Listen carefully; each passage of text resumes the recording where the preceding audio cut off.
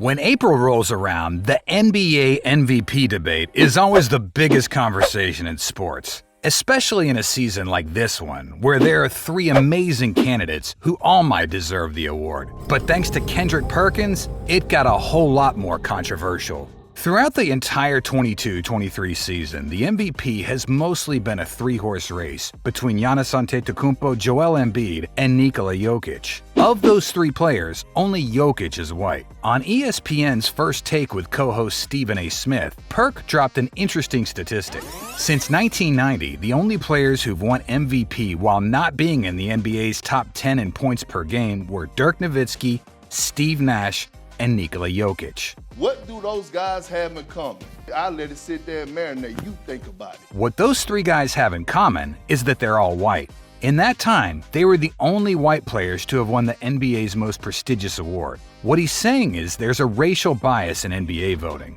So when it comes down to moving the goalposts for certain individuals to win it, again, is it Uchiwali or is it One Mike? Like, what song are we actually dancing to right now? Because these players aren't in the top 10 in points scored, why should they be considered the MVP? So according to Perkins, if Jokic wins the award, it's somehow because of racism? That's ridiculous for a couple of reasons. First off, we'll talk about his arbitrary cutoff date of 1990. Why did he pick that specific year? JJ Redick, a former NBA player, popped on First Take to let viewers know why. First of all, you stopped short at 1990. That was your cutoff point for players to win MVP not in the top 10 in points per game, which is a stupid stat to judge MVP on. This isn't middle school. 1990, Magic won it. 89, Magic won it. 87, Magic won it. 87, he was 10th. 89, he was 15th. 90, he was 18th. The 2 years before that cutoff date, Magic Johnson won back-to-back MVPs. Magic, a black player, finished well outside the top 10 in scoring that season. Perkins chose that specific year of 1990 because he knew that if he went even 1 year farther back, his whole argument would have crumbled. Magic deserved the MVP because he has the greatest effect on his teammates those two seasons, as well as in 1987 when he won MVP while finishing 10th in scoring. He was the master of the fast break and arguably the greatest passer in NBA history. His teammates were better because they played with him. Just like Magic, the three white players Perkins mentioned deserved their awards, regardless of their skin color. Nash revitalized the Phoenix Suns organization when he burst onto the scene in 2005, then upped his play in 2006 when his best teammate went down with a leg injury. Like Magic, Nash rose the level of his team, regardless of who was playing next to him. Nowitzki was a 50-40-90 shooter who was averaging almost 25 points a game for a team that won 67 games. He also happens to be 6th in all-time career points. So to act like he's not an all-time scorer is absurd. By the way, Dirk finished 11th in scoring that season, not far off from Perk's arbitrary top 10 cutoff. Jokic has all of the analytics behind him. His PER in 2021-22 was 32.85, the highest in any season in NBA history. He's currently second in career PER, only behind Michael Jordan. Secondly, Perk's complimentary statement was objectively false. He said that Jokic, Dirk, and Nash only won because they're white, and according to Perk, 80% of the NBA award voters are white. That's just not true, and ESPN corrected him on a later episode. I want to correct something here from yesterday's show. When Kendrick Perkins said 80% of NBA voters for the MVP award are white, the NBA publicly announces the voters each year, and after review, it is clear the panel is much more diverse than what was portrayed by Kendrick Perkins, and we wanted to make sure that we corrected that today. On Perkins' own show, they publicly apologized and said he was outright wrong. Third, throughout most of recent NBA history, the majority of NBA players and the vast majority of NBA MVPs have been black. According to racial equality activist Richard Lapchick, over 70% of NBA players in the league right now are black, and only 17% are white. Even the statistics that Perkins brought up proves the point against him. In the past 33 years, only 5 of the MVP awards have gone to white players. The other 28 went to black players.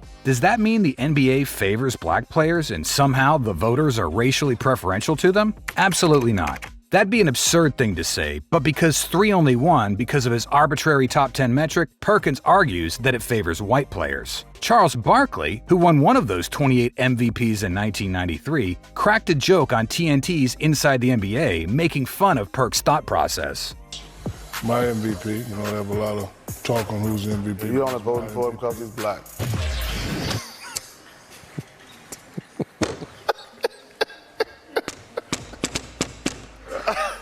Okay. All right, Save Chuck. attorney. When the NBA began, the United States was in a much different racial climate. There were only a handful of black players per team, and it was often undeserving white players who won awards instead of their black counterparts. But because of the efforts of players like Bill Russell, Oscar Robertson, Kareem Abdul-Jabbar, who were trailblazers for racial equality as much as for their play on the court, the sport has grown much more diverse. So why would Kendrick Perkins say this all? Does he actually believe that unless Giannis or Embiid win MVP, there's evidence of racial bias? Probably not. He doesn't believe a word of what he said. Perkins is among many pundits in the NBA who think about the most controversial thing they can say, back it up with cherry-picked stats, and argue ferociously when a voice of reason tells them they're wrong. Even their own colleagues get fed up with it, as did Redick when he again appeared on the show. It is an honor to be on this desk every day.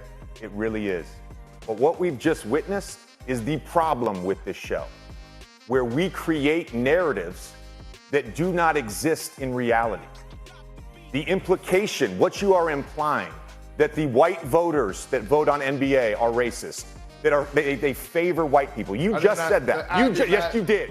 Perkins was an average player in his 14 years in the league. He was a starter for the 2008 Boston Celtics when they won the title, though modern thinking would have had them going small ball with Kevin Garnett at center and Perkins on the bench. He later played with Oklahoma City, where he had pretty much the same role. He was considered a bruiser, which is nothing more than a big body that clogs up the paint. In his peak, he only averaged 6 points and 6 rebounds despite playing high minutes for good teams. He's a relic of an older era, the type of player who simply does not exist in modern basketball. As an analyst, he's been just as mediocre. He's never had anything insightful to say. He shirks any modern analytical stats, but he's still at the forefront of the most powerful media empire in the country. Why? Because he says these types of things constantly. Confrontation, arguments, ridiculous statements. While they aren't quality journalism, they make for good TV, especially when sitting next to a pro like Stephen A. Smith. It's entertaining to watch Perkins rattle his mouth. Simply put, he'd rather make false claims about racial bias and tweet nonsense that ends with "carry the hell on"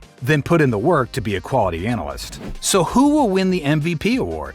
Jokic has won 2 straight years. Since the ABA-NBA merger, only Larry Bird's won it 3 times in as many years. Voter fatigue comes into play. People get sick of voting for the same guy 3 times. It's better to keep it fresh for the sake of another player's legacy. This alleged fatigue can stem from a slight statistical downturn, an ascendant player receiving their bouquets before they're due, an especially captivating narrative, positive or negative, or it could be a case of boredom, a player proving too dominant for too long. Giannis won 2 back-to-back in 2019-20, so fatigue comes into play as well, but he's been the best player on the best team all season.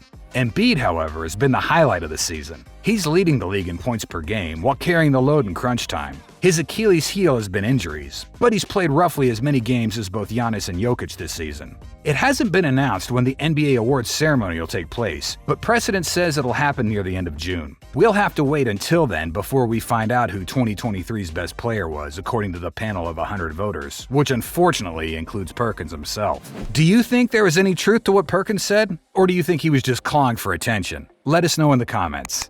Thanks for watching Hooper's Lane.